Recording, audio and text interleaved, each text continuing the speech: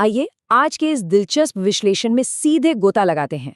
आज हम बात करने वाले हैं फॉरएवर लिविंग प्रोडक्ट्स के 2026 मार्केटिंग प्लान के बारे में।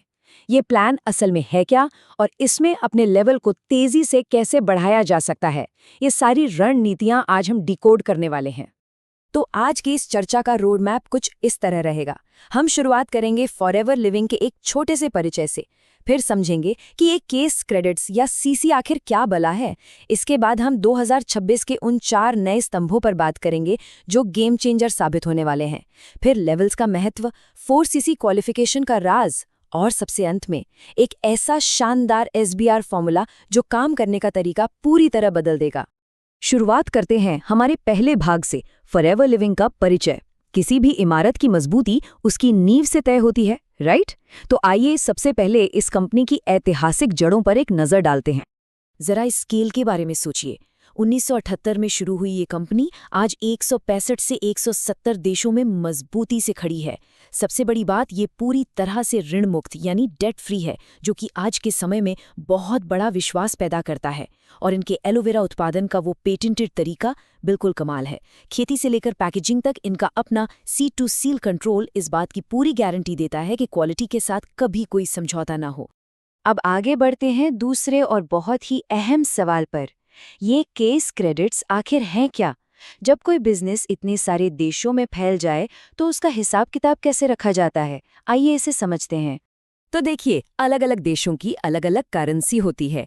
ऐसे में केस क्रेडिट या सीसी एक ग्लोबल पॉइंट सिस्टम या कहें कि एक यूनिवर्सल करेंसी की तरह काम करता है। इसका सीधा सा मतलब है कि अगर कोई प्रोडक्ट जापान में बिकता है तो उसकी पॉइंट वैल्यू बिल्कुल वही रहेगी जो भारत में बिकने वाले उसी प्रोडक्ट की है। इससे पूरी दुनिया में बिजनेस का गणित एकदम सिंपल और एक समान रहता है। इसे एक उदाहरण से समझते हैं। एलोवेरा जेल की एक सिंगल बॉटल की वैल्यू होती है ठीक 0.102 सीसी। तो अगर किसी को अपना शुरुआती 2 सीसी का जरूरी टारगेट पूरा करना है तो इसका मतलब है कि लगभग 20 बोतलों की आवश्यकता होगी। है ना आसान? ये बस नंबर्स का खेल है। अब आते हैं तीसरे भाग पर, 2026 के 4 स्तंभ। कंपनी ने आने वाले समय के लिए एक बहुत ही शानदार और रणनीतिक शिफ्ट किया है, जिसे समझना बेहद जरूरी है। पहले की फिलॉसफी बहुत सीधी थी, उपयोग करें, साझा करें और प्रयोजित करें। लेकिन अब 2026 के लिए फोकस पूरी तरह बदल चुका है। अब 4 नए और मजबूत स्तंभ हैं। पहला है रिक्रूटमेंट, यानी सही लोगों को टीम में लाना।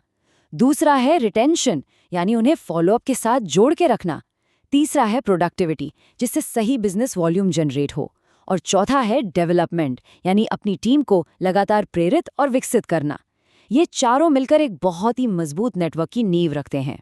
इसे एक बहुत ही दिलचस्प एनालॉजी से समझते हैं। सोचिए, क्या कोई भी किसी गंदे घर में नया और चमकदार फर्नीचर सजाना चाहेगा? बिल्कुल नहीं। पहले घर की सफाई की जाती है। ठीक उसी तरह एक मजबूत स्वास्थ्य बनाने से पहले शरीर को सही से डिटॉक्सिफाई करना जरूरी है। और पूरी तरह से सफाई के लिए कम से कम 9 बोतलों की आवश्यकता बताई गई है। जब तक लोग खुद प्रोडक्ट के फायदे महसूस नहीं करेंगे, वो बिजनेस में टिकेंगे नहीं। यही रिटेंशन का असली सीक्रेट है। चलिए अब इस चर्चा के चौथे और सबसे रोमांचक हिस्से की तरफ चलते हैं, लेवल्स और उनका महत्व।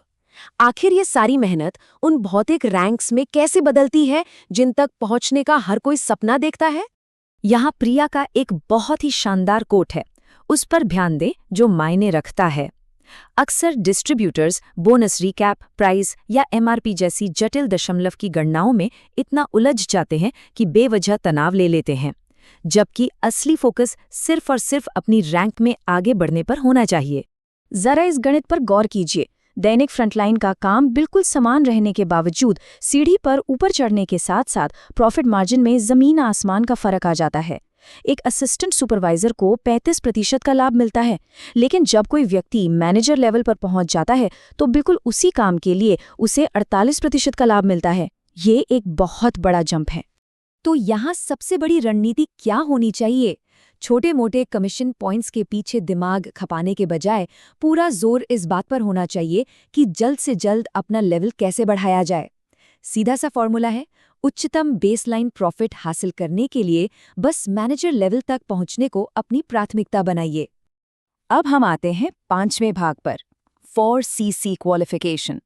अगर इस मार्केटिंग प्लान के भीतर निरंतर आय उत्पन्न करने का कोई सबसे बड़ा रणनीतिक रहस्य है तो वो यही है। हर महीने 4 केस क्रेडिट्स यानी 4CC की एक्टिव क्वालिफिकेशन हासिल करना इस पूरे प्लान का दिल है।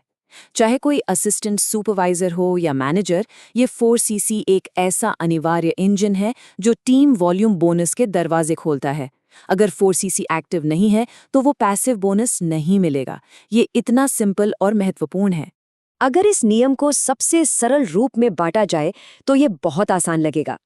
4CC में से 25% यानी 1CC आपकी अपनी व्यक्तिगत खरीद से आना चाहिए और बाकी का 75% यानी 3CC आपकी फ्रंटलाइन रिक्रूटमेंट और रिटेल बिक्री द्वारा संचालित होना चाहिए। बस यही इसका सबसे कारगर बैलेंस है। अब हम अपने विश्लेषण के छठे और आखिरी पड़ाव पर हैं, SBR फॉर्मूला। ये वो जादुई चाबी है जो हर महीने बिना किसी तनाव के आपके एक्टिव क्वालिफिकेशन के लक्ष्य को लगातार पूरा कर सकती है। ये शानदार SBR फॉर्मूला रोजमर्रा के काम को 3 बहुत ही आसान स्टेप्स में बांट देता है। पहला है S यानी स्पॉन्सर, अपने नेटवर्क में नए लोगों को शामिल करें। दूसरा है B यानी बाय, व्यक्तिगत उपयोग के लिए उत्पाद खरीदें। और तीसरा है R यानी रिटेल, एक ऐसा भरोसेमंद और वफादार ग्राहक आधार बनाएं जो बार बार आपसे प्रोडक्ट ले। स्पॉन्सर, बाय और रिटेल, बस यही है असली मंत्र। तो अब बारी है एक अंतिम और सबसे बड़े सवाल की, क्या छोटे मोटे दशमलव वाले गणित के तनाव में उलझकर अपनी ऊर्जा बर्बाद करनी है, या फिर इस बेजोड़ SBR फॉर्मूले को अपनाकर वास्तव में 2026 में अपने लेवल को आसमान तक ले जाना है? विकल्प पूरी तरह से स्पष्ट है। सोचने वाली इसी बात के साथ हम आज के इस विश्लेषण को यहीं विराम देते हैं।